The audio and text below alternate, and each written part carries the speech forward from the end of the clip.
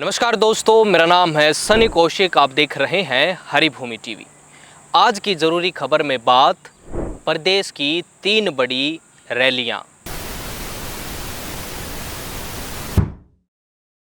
दोस्तों, आज हरियाणा में 3 बड़ी रैलियां हुई। पहली बीजेपी की सिरसा प्रगति रैली, दूसरी आम आदमी पार्टी की कुरुक्षेत्र में रैली और तीसरी फतेहाबाद में भूपेंद्र सिंह हुड्डा की रैली।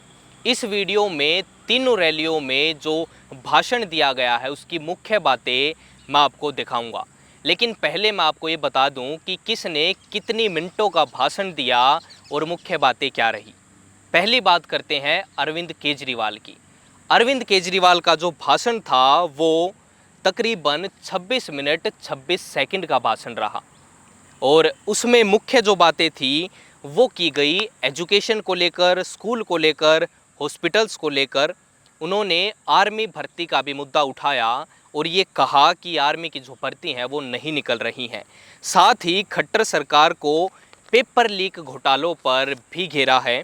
उन्होंने ये सवाल उठाया कि हरियाणा में मुख्यमंत्री जो खट्टर हैं वो पेपर तो ढंग से करा नहीं सकते, सरकार क्या चलाएंगे।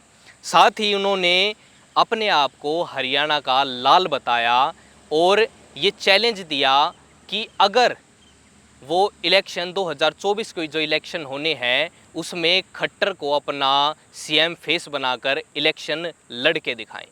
दूसरी बात करें अगर हम भूपेंद्र सिंह हुड्डा की, तो उनकी फतेहाबाद में रैली थी और उनका जो भाषण था वो रहा तकरीबन 19 मिनट 44 सेकंड का। 19 मिनट 44 सेकंड का ये भाषण रहा। भाषण थोड़ा सा हल्का लगा, आमतौर पर जैसा वो भाषण देते हैं उस तरीके का भाषण ही था। उन्होंने एक बात ये उठाई कि आना चाहिए था सरकार को आप लोगों के समक्ष, लेकिन आ हम रहे हैं और जो खट्टर सरकार है वो पूरी तरीके से फेल है। स्कूल का मुद्दा उन्होंने भी उठाया। उन्होंने ये कहा कि स्कूल में जाएं तो मास्टर नहीं है, हॉस्पिटल में जाएं तो डॉक्टर नहीं है और सरकारी जो दफ्तर हैं उनमें जाएं तो कर्मचारी नहीं है। हर जगह कर्मचारी जो हैं वो हड़ताल पर बैठे हैं। साथ ही जनता को लुभाने के लिए उन्होंने ऐसा ऐलान भी कुछ किए हैं, जिसमें से एक मुख्य है, उन्होंने कहा कि अगर हमारी सरकार आती है, हमारी पार्टी जो है वो सत्ता में आती है, तो हर बुजुर्ग को रोज़ एक 200 का नोट मिलेगा, उनकी पेंशन जो है वो इतनी कर दी जाएगी। अब बात करूं अगर मैं मनोहर लाल जी के भाषण की, तो उनका जो भाषण था वो तकरीबन 39 मिनट 30 सेकंड का भाषण रहा और जैसे ही उन्होंने भाषण शुरू किया, भाषण शुरू करते ही उन्होंने एक बड़ी बात बोली कि आज प्रदेश में 3 रैलियां हैं, लेकिन जितनी भीड़ हमारी रैली में है औरों की रैली में इससे आधी भी नहीं है। बल्कि ये बात सबने कही कि हमारी रैली में भीड़ है, हमारी रैली में भीड़ है और जो समर्थन है लोगों का वो हमें मिल रहा है। लेकिन अब किसकी में भीड़ थी, किसकी में नहीं थी, वो तो अभी आ ही जाएंगे, आप और वीडियो में भी देख सकते हो, क्योंकि इनके जो रैलियों के कैमरे से जो भीड़ दिखाई जाती है उस पर आप विश्वास नहीं कर सकते। साथ ही उन्होंने ये कहा कि मैं किसी से भेदभाव नहीं करता, मैं जो भी काम करता हूँ वो बिना भेदभाव के करता हूँ। लेकिन आपको एक चीज़ और समझनी चाहिए कि उन्हीं के पार्टी के जो रोहतक के सांसद हैं डॉक्टर अरविंद शर्मा, उन्होंने उन पर वॉयलेशन ऑफ ओथ का भी आरोप लगाया है कि वो भेदभाव करते हैं, लेकिन वो कह रहे हैं कि वो भेदभाव नहीं करते। साथ ही सरकारी नौकरियों पर उन्होंने एक बड़ी बात बोली कि जो लोग पढ़ाई में होशियार हैं वही सरकारी नौकरी की तरफ आएँ, बाकी अपना काम कर लें, क्योंकि सरकारी नौकरियां हम बिना खर्ची पर्ची के दे रहे हैं। भ्रष्टाचार पे भी उन्होंने बोला और उन्होंने एक बड़ी बात कही कि भ्रष्टाचार का काल मनोहर लाल। वो अलग बात है कि उन्हीं की पार्टी के जो सांसद हैं वो अपनी ही सरकार को भ्रष्टाचारी बता रहे हैं, लेकिन मनोहर लाल इन सभी चीज़ों पर कुछ नहीं कह रहे। उन्होंने बल्कि ये कहा कि भ्रष्टाचार का जो काल है वो मनोहर लाल है। अब मैं अपनी कहूँ तो केजरीवाल जी का जो भाषण था वो अलग तरीके का भाषण था। उसमें काफ़ी ऐसी चीज़ें थी जो आप सुन सकते हैं, लोगों ने सुनी है या उस पर काफ़ी बोला जा सकता है। मतलब एक वेल प्रिपेयर्ड भाषण हमें लगा। भूपेंद्र सिंह हुड्डा की बात करें तो वही घिसा पिटा सा भाषण था, जो वो बात हमेशा कहते हैं वही बात उन्होंने दोहरा दी। मनोहर लाल जी का जो भाषण था वो ऐसा लगा जैसे उनकी सरकार ना हो, अभी सत्ता में किसी और की सरकार हो और वो ये कह रहे हैं कि हम नशे को बंद करेंगे, हम नौकरियां देंगे, इस तरीके की बात कही गई। उनके भाषण से ऐसा लगा कि किसी और की ही प्रदेश में सरकार है, वो करेंगे, या फिर ये हो सकता है कि 2024 के इलेक्शनों की तैयारी पर वो भाषण था। अभी आप इन सब तीनों चेहरे, बड़े चेहरे जो इनके भाषण के जो मुख्य पार्ट हैं वो सुने, और साथ ही ये वीडियो कैसी लगी वो भी बताएं। और आपने मुझे इतना समय दिया उसके लिए धन्यवाद। बस ये है कि सरकार का रोज कोई ना कोई नया घोटाला सुनने को मिल जाता है। कभी शराब का घोटाला, कभी रजिस्ट्री का घोटाला, कभी धान की खरीद का घोटाला, कभी बिजली की मीटर का घोटाला, कभी दवाई का घोटाला, कभी पेपर लीक का घोटाला, कभी नौकरियों का घोटाला, कभी यमुना की माइनिंग का घोटाला, कभी डाडम की माइनिंग का घोटाला। घोटाले घोटाले है, लेकिन एक भी घोटाले में किसी बड़ी मछली की नहीं पकड़ी हुई है, छोटी मछली को पकड़ते हैं। ये देखो, जब तो ये प्रदेश जो है कर्जे में डूब गया है। 2014 में जिस प्रदेश पे कुल 60,000 करोड़ कर्जा था, आज 2 लाख से भी ज्यादा करोड़ हो गया इतने दिन में। कहाँ जाएगा हमारे बच्चों का भविष्य, क्या होगा? मैं कल से यहाँ आया हूँ, मैंने देखा, मैं रेस्ट हाउस में था जब भी बिजली चली जाती थी। हमारे समय में कभी बिजली नहीं गई। आज 8 घंटे किसान को बिजली देनी चाहिए, लेकिन देंगे 5 घंटे, कभी 5 घंटे भी नहीं देते। बिजली कहाँ गई भाई? वो 4 थर्मल प्लांट लगाए हमने, गोरखपुर में न्यूक्लियर प्लांट लगाया, और नए नए हमने समझौते किए बिजली के। जिस दिन हमने सरकार छोड़ी उस दिन हरियाणा के पास जरूरत से ज्यादा बिजली थी। आज ये देख रहे हैं, क्योंकि इन्होंने अपने हिस्से की बिजली बेच दी। किसान, इनका वायदा था कि 2022 तक किसान की आमदनी दुगनी करेंगे। हुई भाई दुगनी? खर्चा तो दुगना तिगना हो गया कि नहीं? हमारे समय में डीजल पूरे देश में सबसे सस्ता मिलता था, ना पेस्टिसाइड पे कोई टैक्स था, ना ट्रैक्टर पार्ट्स पे था, ना खाद पे था। अब हर चीज पे जीएसटी लग गया। हमारा उदयपुर में हुआ था, सोनिया जी ने मेरे जुम्मे लगाया, पार्टी ने किसान के क्या करना चाहिए, हमने वह पास कर दिया। हमारी सरकार आएगी तो ना खाद पर, ना ट्रैक्टर पार्ट पर, ना पेस्टिसाइड्स पर कोई जीएसटी नहीं होगा, ताकि लागत। फसल बीमा जो है, इसमें क्या है, प्राइवेट कंपनियां आ गई। पिछले कुछ साल में कंपनियों ने 34,000 करोड़ मुनाफा कमाया है, किसान को कुछ फायदा नहीं हुआ। अगर हमारी सरकार आएगी तो भाई फसल बीमा की हम शक्ल बदलेंगे, और प्राइवेट कंपनी नहीं, सरकारी कंपनियां होंगी जो नो प्रॉफिट नो लॉस पे करे जैसे, और एक अलग से वो बनेगा, ताकि जिस तरह LIC है, भाई ठहर जाओ, डोला ले, 1 मिनट रुक जाओ, जिस तरह LIC है, इस प्रकार से फसल बीमा योजना भी पब्लिक सेक्टर में होगी। सरकार लाया भाई बुढ़ापा पेंशन का। हमने कहा था उस टाइम कि भाई 5100 रुपये हम करेंगे, वो तो कई साल हो गए। अब का सरकार आई तो कितनी करेंगे? 6,000 रुपये से शुरू करेंगे। इसका मतलब क्या है? इसका मतलब है आजकल जो है ना 200 के नोट चल रहे हैं ना, 200 का, रोज एक 200 का नोट किसान को मिले, ताकि बुजुर्ग को मिले, ताकि वो अपने सुख से रोटी खा सके, अपने सम्मान से रोटी खा सके। इस प्रकार से बैकवर्ड क्लासेस हैं हमारे। बैकवर्ड क्लासेस का क्रीमी लेयर जो है इन्होंने 8 लाख थी, 8 लाख से घटा के 6 लाख कर दिया। इसका मतलब क्या है? नियत में खोट है। जिसका घर में चपड़ासी लग गया, पटवारी लग गया, तो वो नौकरी से वंचित हो जाएगा। डोमिसाइल की उम्र 15 साल से 5 कर दी, उसका लाभ भी नहीं पहुंचेगा। तो भाई हम ऐसा काम करेंगे, हमारी सरकार आई तो क्रीमी लेयर की लिमिट 6 लाख नहीं 10 लाख करेंगे और उसमें तनख्वाह नहीं जुड़ेगी। चलो वो भी भाई जो इस तरह बहुत सारे साथी हैं, आप देखोगे अलग 8 पूर्व विधायक वगैरह वहां मिले, अब रोज कोई ना कोई आ रहा है।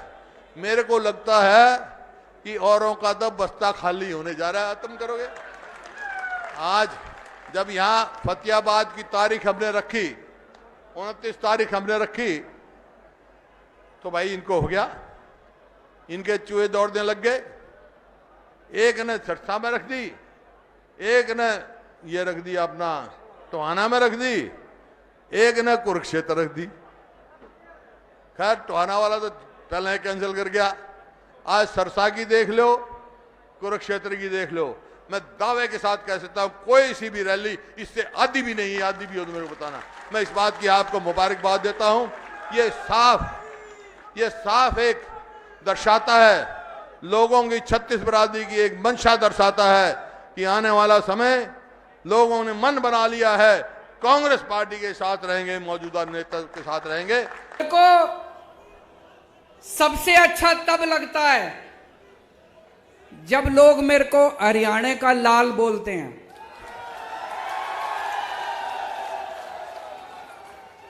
हरियाणा मेरी जन्मभूमि है और जन्मभूमि मां के समान होती है। मां का कर्जा आदमी 7 जन्म में भी नहीं चुका सकता। जन्मभूमि का कर्जा आदमी 7 जन्म में भी नहीं चुका सकता। आज मुझे बेहद खुशी है अपनी जन्मभूमि में, कुरुक्षेत्र की धर्म भूमि में आज यहां पे आपके बीच में आके। सबसे पहले अभी बता रहे थे कि कल तूफान आया था, यह शुभ संकेत है। कह रहे हैं बता रहे हैं तूफान पंजाब से आया था, बता रहे हैं तूफान दिल्ली से आया था। तो हरियाणा में तूफान आने वाला है और बड़ा तूफान आने वाला है। और जब ऊपर वाला अपनी झाड़ू चलाता है तो तूफान ही आता है। ऊपर वाले ने झाड़ू चलानी शुरू कर दी तो तूफान से घबराने की बात नहीं है। बड़ा शुभ लक्षण है कि कल तूफान आया था। तो दोस्तों, त्रेता युग में रामचंद्र जी ने रावण का घमंड तोड़ा था। द्वापर युग में कृष्ण जी ने कंस का घमंड तोड़ा था और कल युग में किसानों ने भाजपाइयों का घमंड तोड़ा था।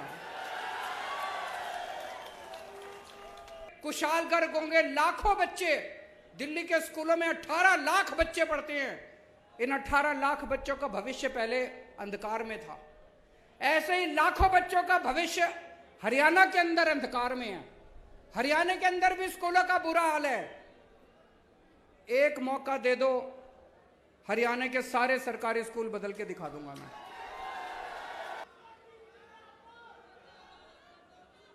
मैं आप लोगों से पूछना चाहता हूं, पिछले 7 साल हो गए अब खट्टर साहब को सरकार चलाते। 7 साल से खट्टर साहब की सरकार है। खट्टर साहब ने कितनी नौकरियां दी आप लोगों को? हरियाणा के बच्चों को कितनी नौकरियां दी खट्टर साहब ने? मैंने दिल्ली में पिछले 7 साल में 12 लाख नौकरियां दी है। 12 लाख बच्चों को नौकरियां दी। मैंने 12 लाख बच्चों को नौकरी दी और मैं हवा में नहीं बात कर रहा, वेबसाइट पे पूरा डेटा पड़ा है। हमारी वेबसाइट पे चले जाना, वेबसाइट पे सारा डेटा है। मैंने 12 लाख बच्चों को नौकरियां दी हैं और अगले 5 साल में 20 लाख बच्चों को नौकरी देने का पूरा प्लान बनाया है। मैं नौकरी दे सकता हूं, ये नहीं दे सकते। ये कभी यही नौकरी नहीं देंगे आपको। ये कभी आपके बच्चों को नौकरी नहीं देंगे। क्यों? क्योंकि इनको अपनी पार्टी के लिए बेरोजगार गुंडों की जरूरत है। आपके बच्चों को दंगा कराना सिखाएंगे, गुंडाई करना सिखाएंगे, अपने बच्चों को विदेश भेजते हैं पढ़ने के लिए ये लोग।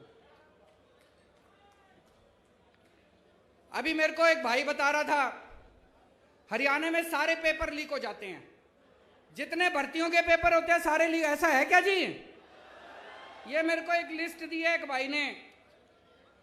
ये 2020 में HSC जूनियर ड्राफ्टमैन का पेपर लीक हो गया। 2020 में हरियाणा पुलिस भर्ती का पेपर लीक हो गया। 2021 में पेपर पुलिस भर्ती का फेयर पेपर लीक हो गया। 2021 में कुरुक्षेत्र स्वास्थ्य विभाग का पेपर लीक हो गया। 2022 में HSSC पद की भर्ती का पेपर लीक हो गया। 2022 में ग्राम सचिव और पटवारी की भर्ती का पेपर लीक हो गया। 2022 में TGT भर्ती का पेपर लीक हो गया। 2022 में डेंटल सर्जन की भर्ती का पेपर। खट्टर साहब, आपसे एक पेपर नहीं कराए जाते, सरकार क्या चलाओगे? एक पेपर नहीं करवा सकता जो आदमी, एक पेपर नहीं करा सकता, वो सरकार क्या चलाएगा? गलत तो नहीं कह रहा भाई साहब? मैं अभी गुजरात गया था, वहां भी पता चला सारे पेपर लीक हो रहे हैं, वहां भी बीजेपी की सरकार है। मैं हिमाचल प्रदेश गया था, वहां भी सारे पेपर लीक हो रहे हैं। एक Guinness book of world record है, सुना है आपने? दुनिया के सारे बड़े बड़े रिकॉर्ड उसमें होते हैं। अभी उनकी कल मीटिंग हुई है शाम को गिनीज बुक वालों की, उसमें भारतीय जनता पार्टी का नाम लिखा जा रहा है, सबसे ज्यादा पेपर लीक करवाने वाली पार्टी भारतीय जनता पार्टी।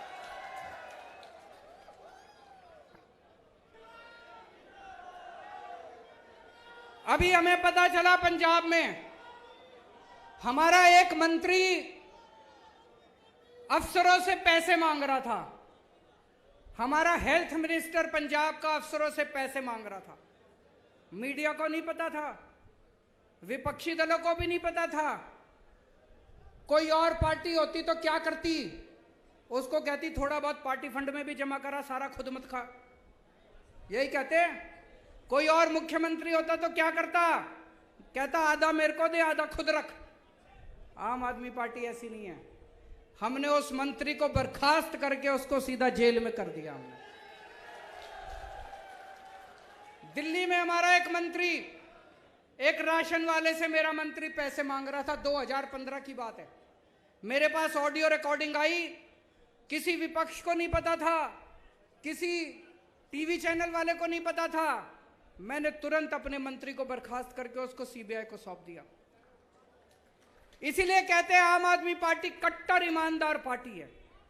कट्टर ईमानदार मतलब मेरा बेटा भी अगर कल को बदमाशी करेगा तो उसको बख्शूंगा नहीं, उसको छोड़ूंगा नहीं, किसी की भी बेईमानी बर्दाश्त नहीं की जाएगी।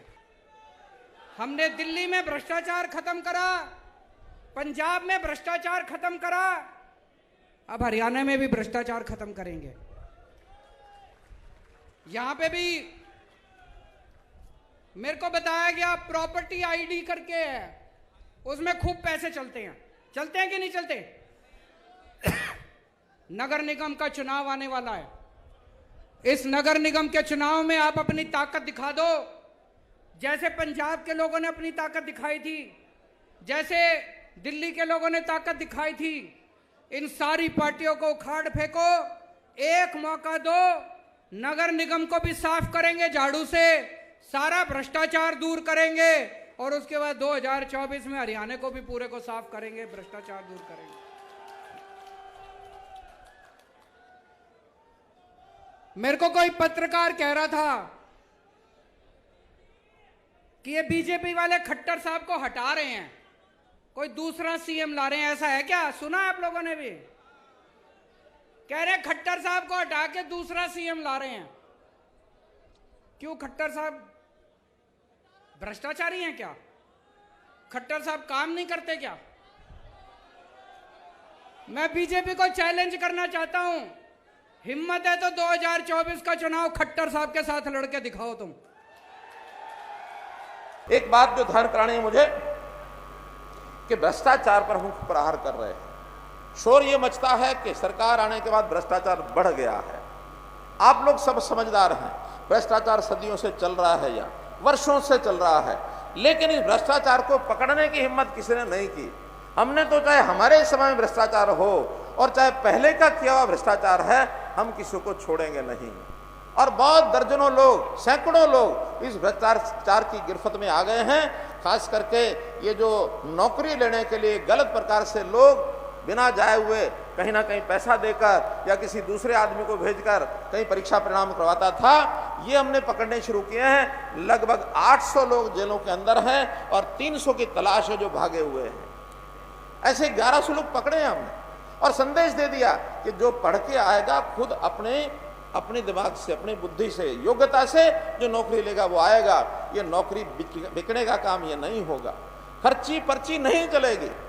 और भ्रष्टाचार को मैं ये कहता हूं, भ्रष्टाचार का काल मनोहर लाल। मैं तो एक बात कहूंगा कि हरियाणा में भारतीय जनता पार्टी ने पहली बार 2014 में जो सरकार बनाई थी, लोग हमको कहते थे कि ये नया आदमी है मुख्यमंत्री, इसको कोई अनुभव नहीं है। और मैं स्वीकार करता था कि हाँ, मुझे अनुभव नहीं है, लेकिन साथ में उस समय बताता था कि मुझे अनुभव किस चीज का नहीं है। ये जो राजनीति में आने के बाद सत्ता को जो लोग भोग लेते हैं, सत्ता को भ्रष्टाचार के माध्यम से अपना घर भरने का काम करते हैं, भ्रष्टाचार की जो गंगा बहाते हैं, मेरा वो अनुभव बिल्कुल नहीं है। अगर मेरा अनुभव है तो पिछले 40 साल का, उस समय 40 साल, आज मैं 47 साल कह सकता हूं कि मेरा अनुभव समाज की सेवा का है। कभी योग्य उतना नहीं होता युवक, लेकिन एक बात दिमाग में ठान लेता है कि मुझे सरकारी नौकरी करनी है। मित्रों, सबको समझाओ, सरकारी नौकरी योग्यता पर मिलेगी और आपके जिले में मिल भी रही है बहुत, ऐसा नहीं कि नहीं मिल रही है। लेकिन फिर भी जो बच्चे सरकारी नौकरी प्राप्त नहीं कर सकते, पहले से ही समझाएं कि आप अपना कोई काम करो, अपना काम करके आय बढ़ाओ। इसलिए सरकारी नौकरी में केवल वही आगे बढ़े जो पढ़ाई में होशियार हैं, बाकी सब अपने काम में लगे ताकि परिवार का पालन पोषण ठीक से कर सकें। मित्रों, इसी प्रकार जो परिवार पहचान पत्र की मैंने बात बताई है, इसमें बहुत सी ऐसी चीजें हैं जो आपको घर बैठे मिलेंगी। यानी आपकी आय अगर 1,80,000 से नीचे है और उसमें किसी का पीला कार्ड नहीं बना बीपीएल का, तो घर बैठे पीला कार्ड मिलेगा। आपकी जानकारी के लिए पिछले 2 महीने में सिरसा जिले में 42,000 नए राशन कार्ड, पीले राशन कार्ड बने हैं। 42,000। आपको जिन को ये जानकारी है, चाहे अपना बना हो चाहे किसी पड़ोसी का बना हो, इन 2 महीने में नया राशन कार्ड बीपीएल का पीला कार्ड बना है, ऐसे जरा जो जानकारी है, हाथ खड़े कर दो एक बार। इतने सारे लोग हाथ खड़ा करें, महिलाएं भी करें, बाकी भी। इसका मतलब 42,000 हमने नए कार्ड बनाए हैं और अभी 2 ही जिलों में बनाए हैं, सिरसा और कुरुक्षेत्र। बाकी जिलों में अगले महीने से बनने शुरू होंगे और जब सब जिलों में बनेंगे लगभग 8 लाख ये जो नए कार्ड बीपीएल कार्ड बनाना बहुत मुश्किल होता है, लोग चक्कर काटते रहते हैं, लेकिन घर बैठे कार्ड मिलेगा, किसी को कहीं जाना नहीं पड़ेगा। जो बुजुर्ग हैं 60 साल की उम्र का होते ही 1 महीना पहले सरकारी अधिकारी उसके घर जाएगा और घर जा करके उसकी, यानी उसको 2,500 रुपये की जो पेंशन है उसका एक साइन करा के लाएगा, उसके खाते में पेंशन जानी शुरू हो जाएगी। अब किसी को चक्कर नहीं काटना है, घर में चीज जाएगी। हमने ऐसी योजनाएं शुरू की हैं कि अब किसी गरीब को चक्कर काटने के बजाय जो उसकी जरूरत है उसको घर बैठे दी जाए। एक कहावत होती है ना, क्या कि प्यासा कुएं के पास जाएगा, ये कहावत है, जिसको प्यास लगी वो कुएं के पास जाएगा। मित्रों, हमने वो कहावत बदल दी है, हमने बदल दी है कि अब प्यासा कुएं के पास नहीं जाएगा, कुआं प्यासे के घर में जाएगा, उसकी मदद करके आएगा, उसकी प्यास बुझाएगा। कुआं यानी सरकार के आदमी अब गरीब परिवार के घर जाएंगे और उसके घर जाकर के उसकी योजना बनाएंगे। मित्रों, हमने 75% का आरक्षण प्राइवेट नौकरियों में ये भी तय किया है और उसका परिणाम भी अब धीरे धीरे जो नई इंडस्ट्री आ रही है उसमें होना शुरू हो गया है। नई एजुकेशन पॉलिसी, जो हमारी नेशनल एजुकेशन पॉलिसी जिसको कहते हैं, उसको लागू करने के लिए प्रधानमंत्री जी ने उसका टारगेट 2030 सारे देश में रखा है। हमने कहा 2030 नहीं, हम अपने यहाँ नेशनल एजुकेशन पॉलिसी 2025 तक लागू कर देंगे, इसके आगे नहीं जाने देंगे। इसलिए हमने इस सिस्टम को आगे बढ़ाया है। एक बात जो ध्यान करानी है मुझे कि भ्रष्टाचार पर हम प्रहार कर रहे हैं। शोर ये मचता है कि सरकार आने के बाद भ्रष्टाचार बढ़ गया है। आप लोग सब समझदार हैं, भ्रष्टाचार सदियों से चल रहा है यहाँ, वर्षों से चल रहा है, लेकिन इस भ्रष्टाचार को पकड़ने की हिम्मत किसी ने नहीं की। हमने तो चाहे हमारे समय में भ्रष्टाचार हो और चाहे पहले का किया हुआ भ्रष्टाचार है, हम किसी को छोड़ेंगे नहीं। और बहुत दर्जनों लोग, सैकड़ों लोग इस भ्रष्टाचार की गिरफ्त में आ गए हैं। खास करके ये जो नौकरी लेने के लिए गलत प्रकार से लोग बिना जाए हुए कहीं ना कहीं पैसा देकर या किसी दूसरे आदमी को भेजकर कहीं परीक्षा परिणाम करवाता था, ये हमने पकड़ने शुरू किए हैं। लगभग 800 लोग जेलों के अंदर हैं और 300 की तलाश है जो भागे हुए हैं।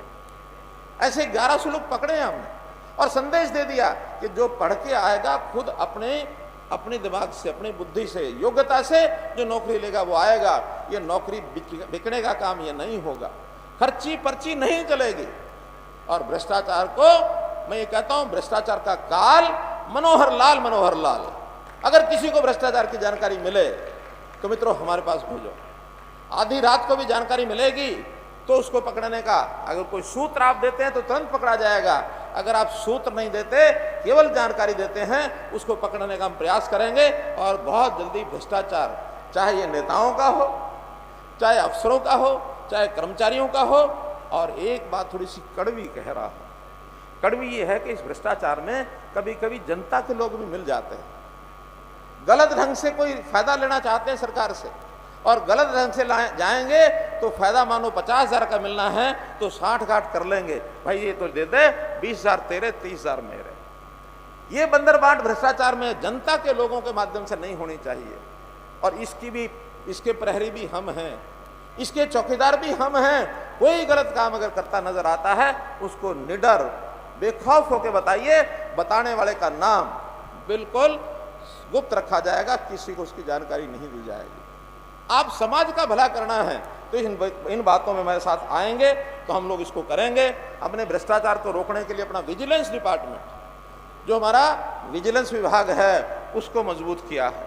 पहले विजिलेंस डिपार्टमेंट केवल स्टेट गवर्नमेंट पर एक होता था, हमने उसको 7 हिस्सों में कर दिया। एक स्टेट का, 6 हमारे डिविजनल कमिश्नर जहां होंगे वहां भी अलग अलग से विजिलेंस ब्यूरो ये हमारा काम करेगा, जिसमें पुलिस के अधिकारी भी होंगे, विजिलेंस के अपने लोग भी होंगे, एडमिनिस्ट्रेशन के भी होंगे, ताकि जो छोटी बड़ी हर जगह भ्रष्टाचार की शिकायतें मिलती हैं, छोटी छोटी शिकायतें जिले में वो अपने आप डील कर सकते हैं।